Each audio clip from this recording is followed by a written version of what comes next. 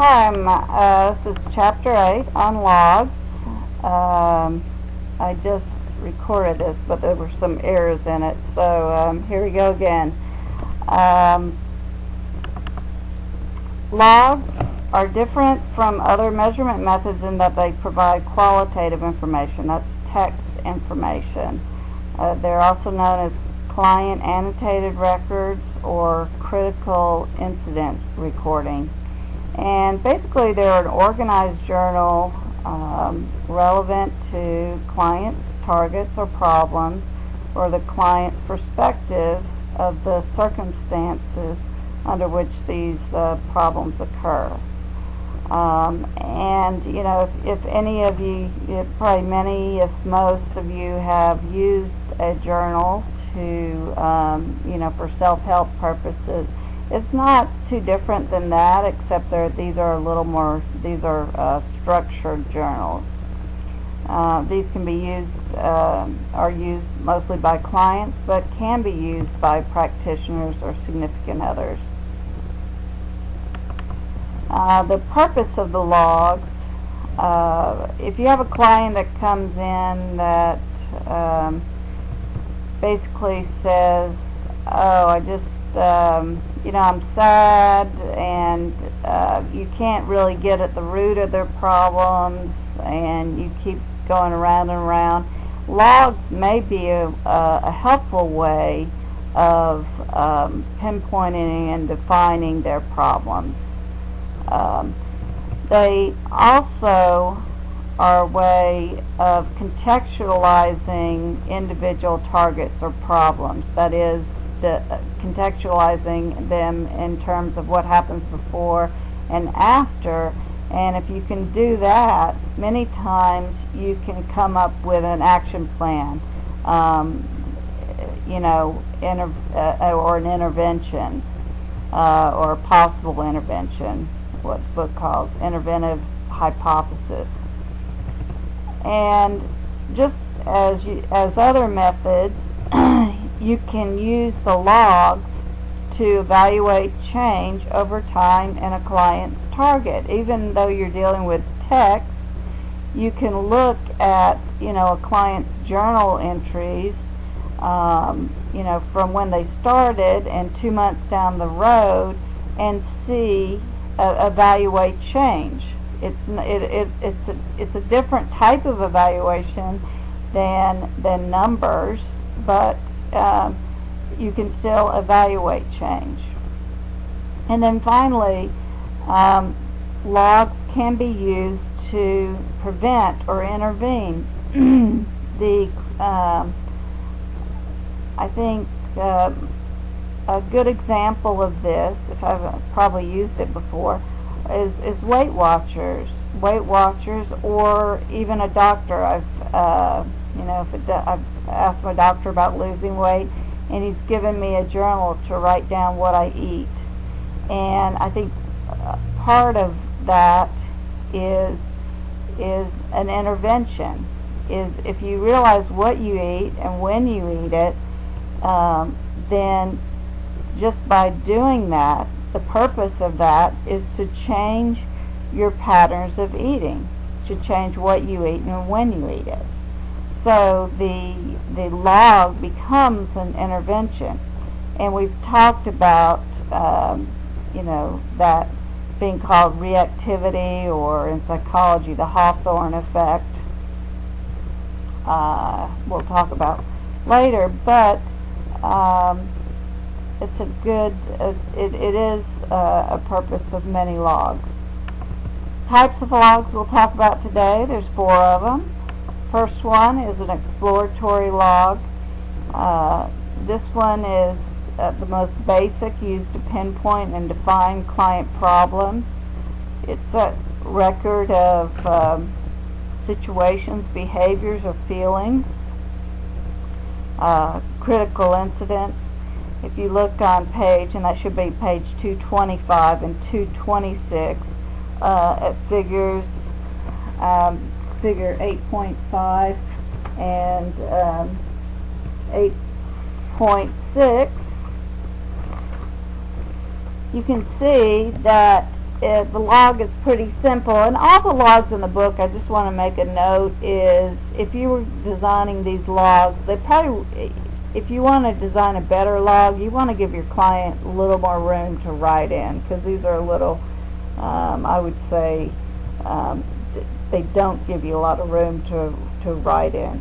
So I think the design of these can be greatly improved upon, and probably has to do with, you know, what would fit in the text. But in any event, an exploratory log would include, you know, simply all logs would include clients' names and the day and the date. You would maybe give them a sheet for every day, and then time, place, activity, what was going on, who was there, what you wanted, what happened, your reaction. And on 8.6 you see one, that a log that's partially completed, and so from this you can see, okay, what events and what people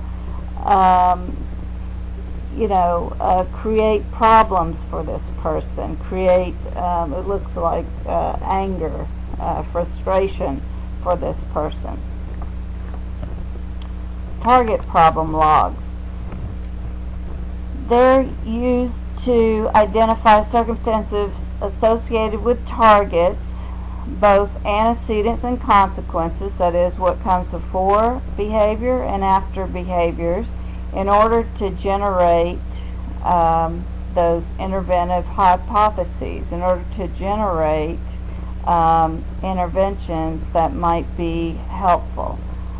If you understand what comes before and after, if you're doing, whether you're doing CBT with a client or some type of psychodynamic work with a client, if you understand what happens before and after a problem behavior, that can be very useful information in helping you formulate successful interventions. An example is figure 8.7 on page 227. There you have time, place, activity, who was there, and then the problem behavior, what happens, and then what happened before the event, events that happen after the problem, events after the problem, and then other events that happen during the problem, and your reaction to the whole antecedent problem consequence sequence. So you can see how that information would be helpful, hopefully.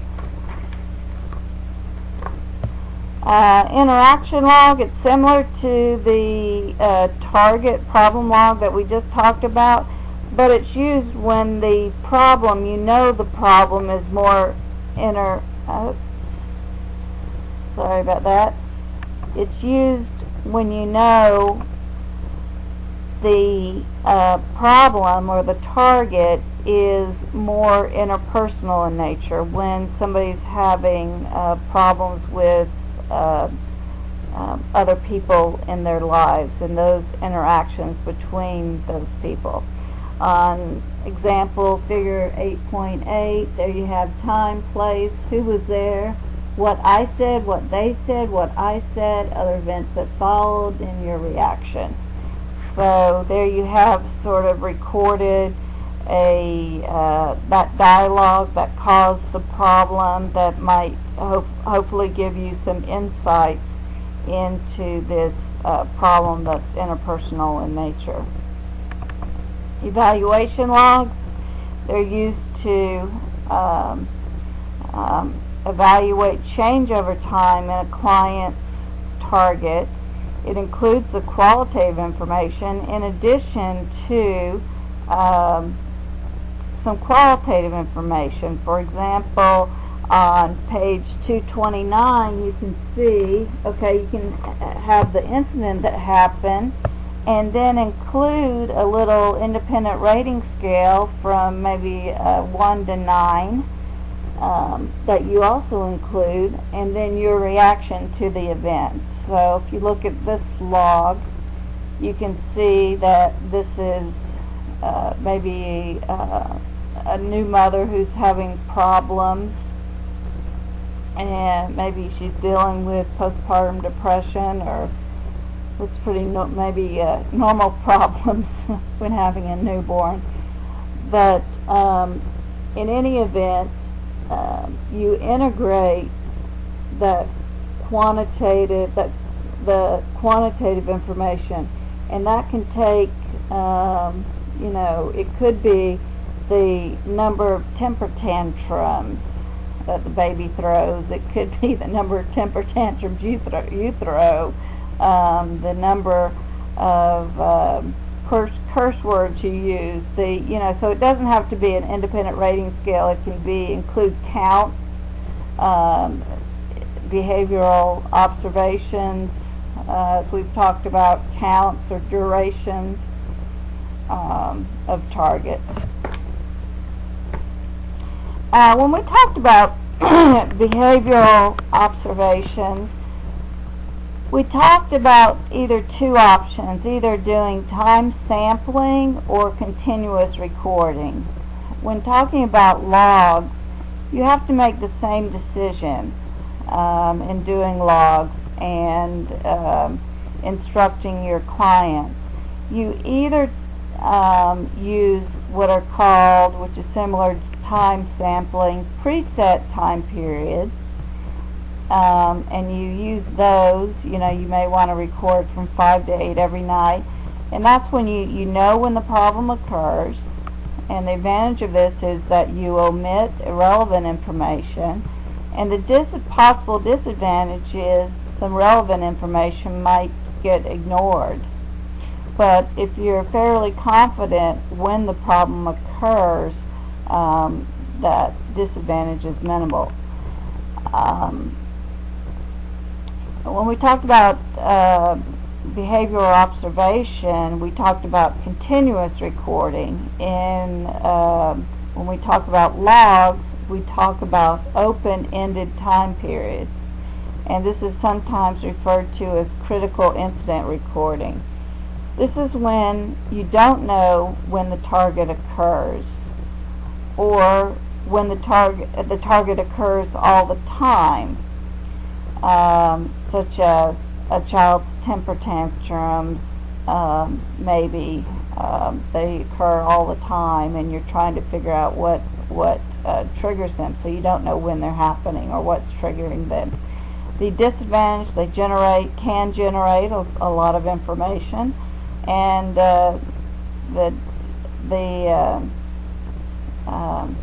and sometimes, as a result of that, they generate irrelevant information that you have to sort through.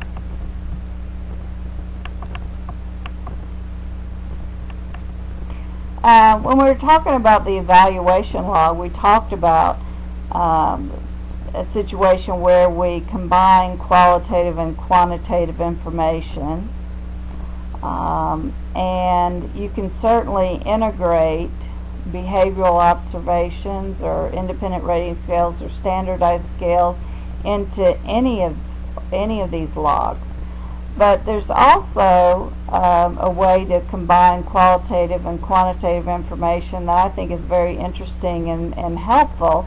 If you look at some examples on page 230 and 231, you see there where you may have your basic logging of self-report, an independent rating scale where you're logging your ratings of self-esteem every day, and at the same time you log it, then you also log the text of what was going on. And that can be helpful in that then you know what underlines high self-esteem and low self-esteem. The example on page 231. Here you may tell the client, okay, every day when you're feeling, good about yourself, rank your self-esteem. When you're particularly feeling, low self-esteem, also record that level. And at the same time, into recording those independent rating scales, report, note what's going on. And in that way, you have some information that where what underlines, good self-esteem and what underlines bad, poor self-esteem. And you can use that information in, again, whether you use a cognitive behavioral therapy, psychodynamic therapy, you can use these concrete examples, when these situations come up to to do some different self-talk. When you're late to work, for example, maybe you say something else to yourself besides just feeling bad about yourself.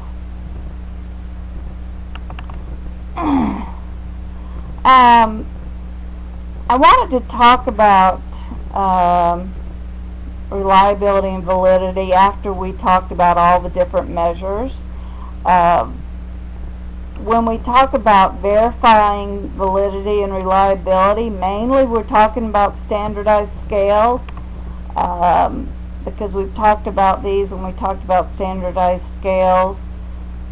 However, you can also, for example, if you have a measurement package, you can talk about concurrent criterion validity. If you remember what concurrent criterion validity is, that you're comparing it to a standard. So if you have a standard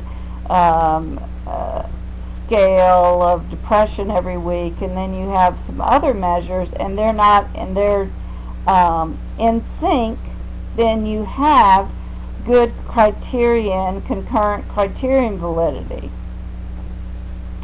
If they're out of sync, you may want to think about, okay, are these measures, they're all measuring the same thing?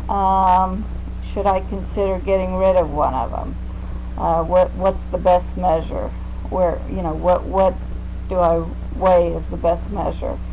Same thing with construct validity. If you for example, have self-esteem, if you have a high measure of self-esteem and a high measure of depression, well, those are things that just don't go together. So you would have low convergent construct validity in that case. So you would either question either your procedures or the time the measures were taken, or your measures. If they were given at the same time, maybe you would question your measure of self-esteem or depression.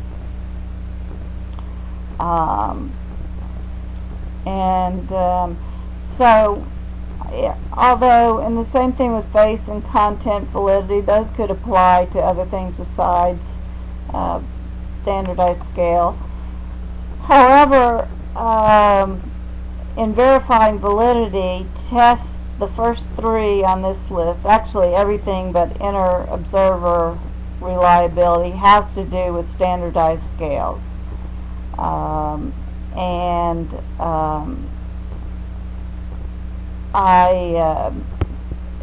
then inner observer reliability, we talked about that in terms of behavioral observation and having a parent and a child looking at the same event, or two people rating a video. Sometimes this comes up more in research.